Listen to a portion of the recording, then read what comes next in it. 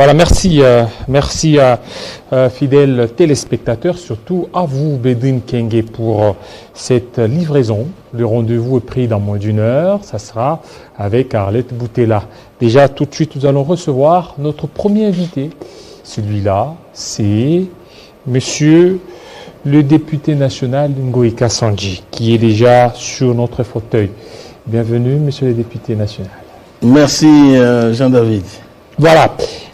Le débat au niveau de l'Assemblée nationale est rythmé par la loi électorale.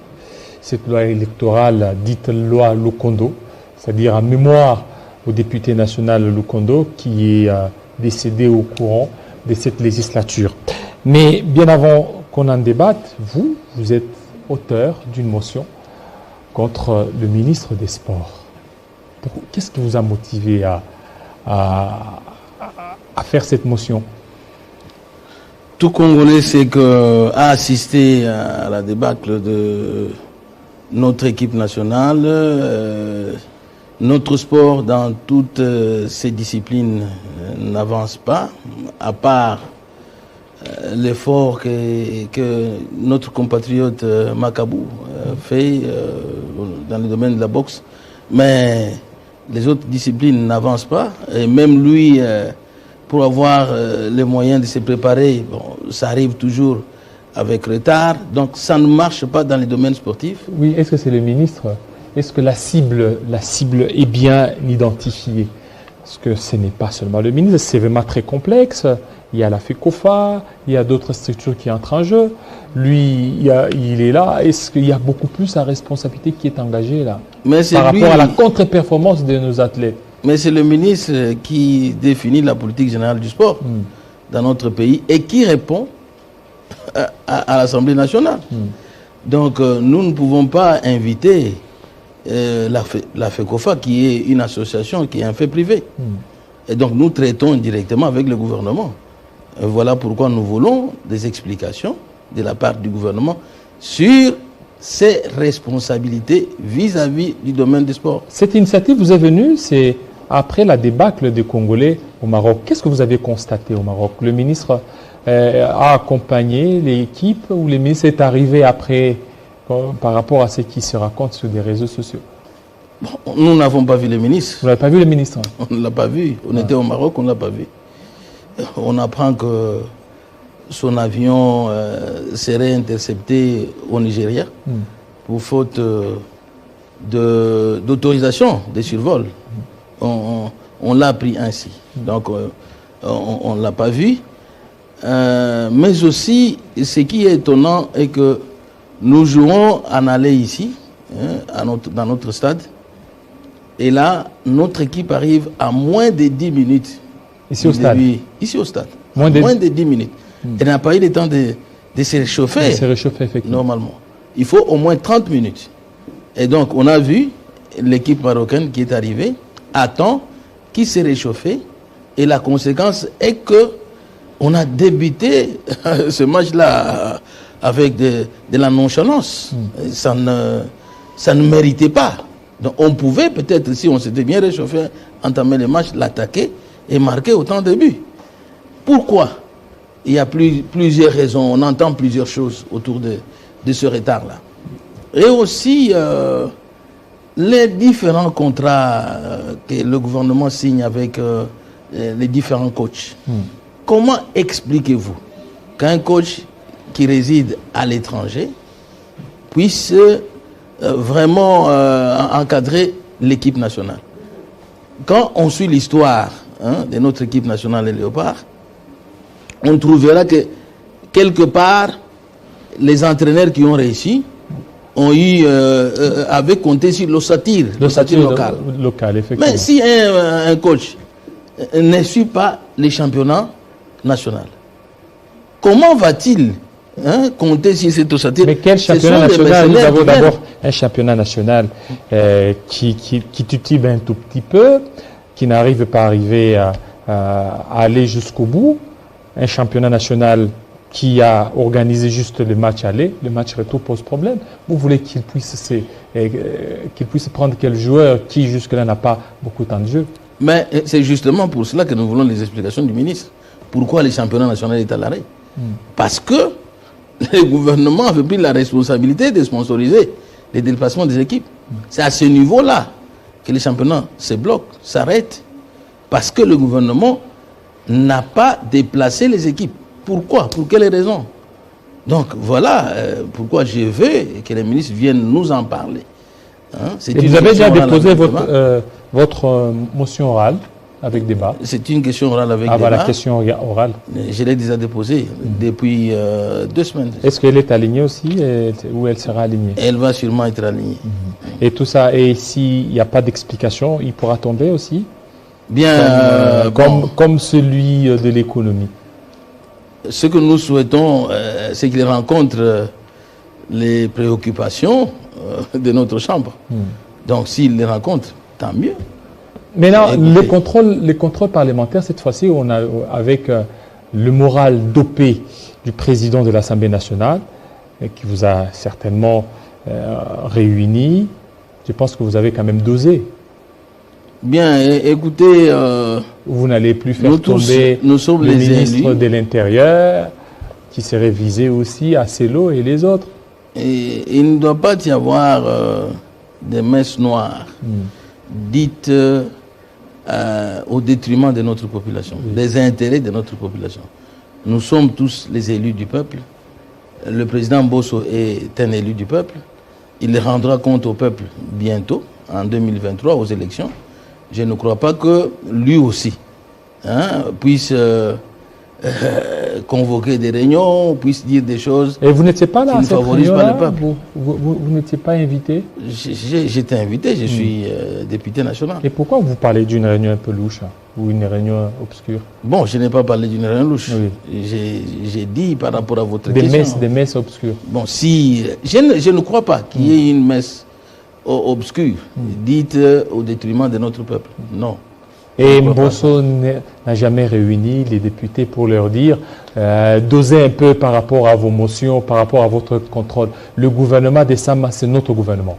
Bien, écoutez, vous savez que quand vous êtes dans un élan de contrôle parlementaire, parfois il peut y avoir certaines pratiques qui puissent déstabiliser le gouvernement.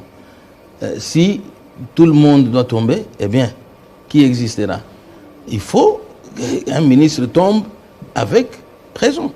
Une cause justifiée. Vous ne regrettez pas avec le gouvernement des Warriors? C'est un gouvernement tant chanté, tant vanté, un gouvernement qui devrait certainement répondre aux besoins de la population, mais jusque-là, c'est une déception. Parce que c'est vous qui avez, vous en tant que député national, vous avez consacré ce gouvernement, vous l'avez mis devant la population. Bien, nous avons investi notre gouvernement sur base d'un programme d'action qu'il nous a présenté. Et ce programme d'action doit être réalisé. S'il n'est pas réalisé, chaque ministre est responsable de son secteur. Et vous voyez les conséquences de la non-réalisation des promesses faites. Le ministre de l'économie est tombé. Eh ben, il n'est pas exclu qu'un autre tombe. Si jamais le peuple n'est pas satisfait. Et nous sommes les représentants du peuple. On ne peut pas cautionner le mal. Donc, celui qui est tombé est de l'union sacrée. Cela veut dire que l'union sacrée ne cautionne pas le mal. Donc, il n'y aura pas de complaisance. Pas de complaisance. Donc, tous les ministres qui seraient impliqués, il va tomber. Nous voulons le bien-être de notre population. Mais est-ce que vous tenez compte aussi du calendrier électoral? Bien sûr, on tient compte. Voilà parce que si 2, 3, 4, 5, 10 ministres tombent, c'est qu'il y a un problème et que ça pourrait demander de passer au remaniement. Et le remaniement, ça prend du temps. Compte tenu de la géopolitique de la RDC, ça va prendre du temps. Pourquoi ça prendrait du temps? De former un gouvernement. Je ne crois pas. Mais nous avons 26 provinces, vous n'avez qu'à voir, lorsqu'il y a un nouveau gouvernement, le temps que ça prend, il y a des tractations, il y a des conciliabules. La grande priorité, c'est le bien-être de la population.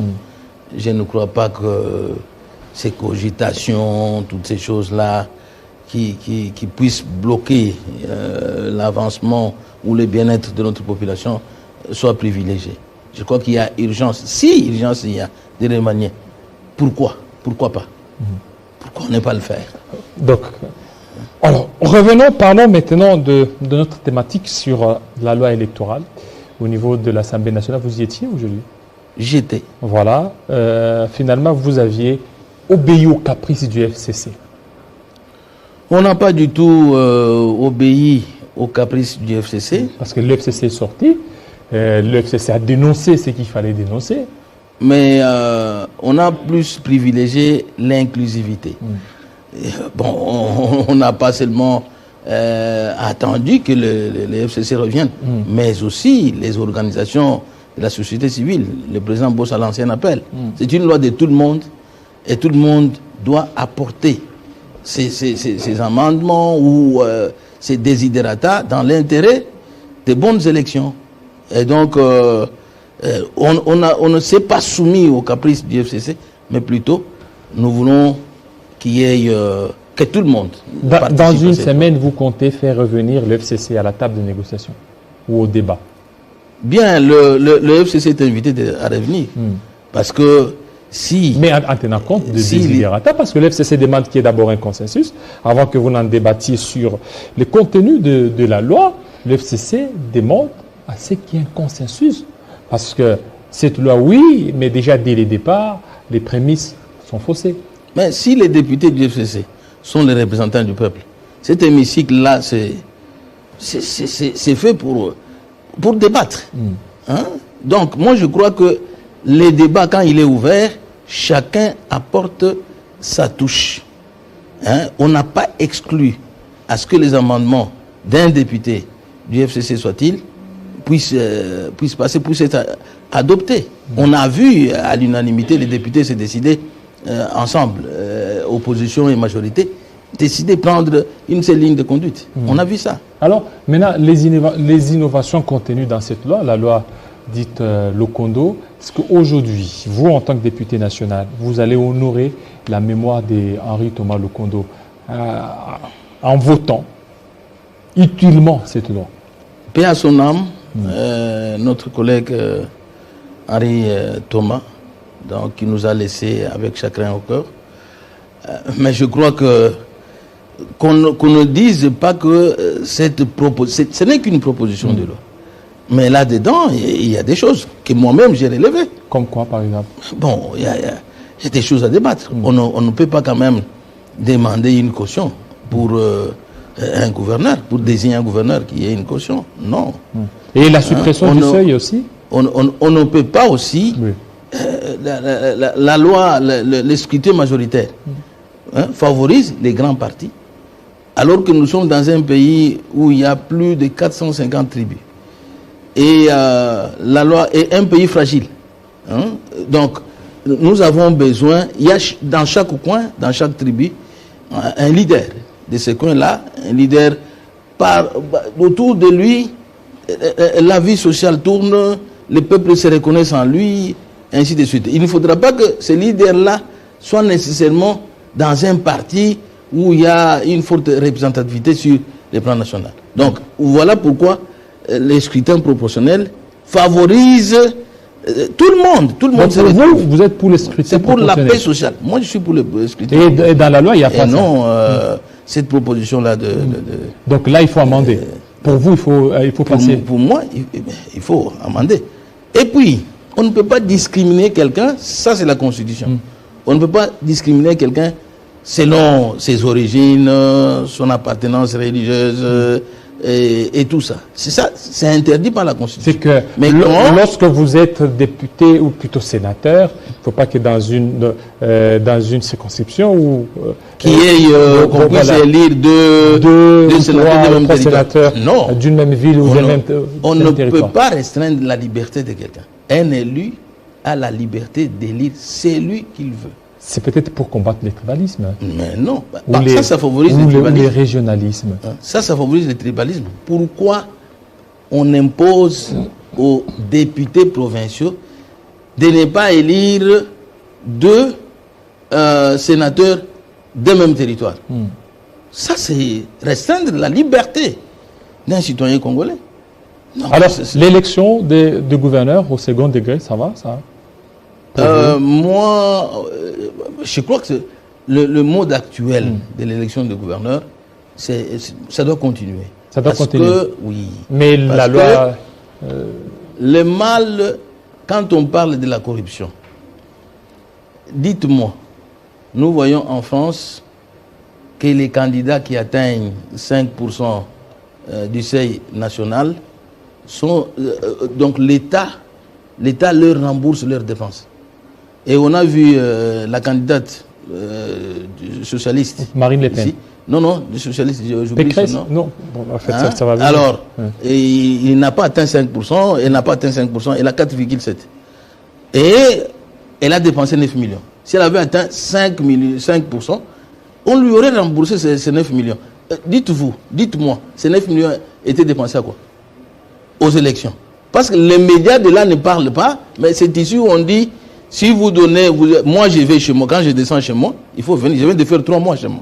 En Bougie-Maï. Quand j'arrive chez moi, les batteurs de tam-tam sont là. Depuis le matin, je suis envahi. Pendant 3 mois, je vis, je partage, je mange. Et vous allez me dire que quand je vais donner à manger à quelqu'un, pendant la campagne électorale, c'est une corruption. Et chez nous ici... L'interdiction de distribuer de l'argent. Chez nous ici, nous avons nos coutumes. Même pour accéder au pouvoir coutumier.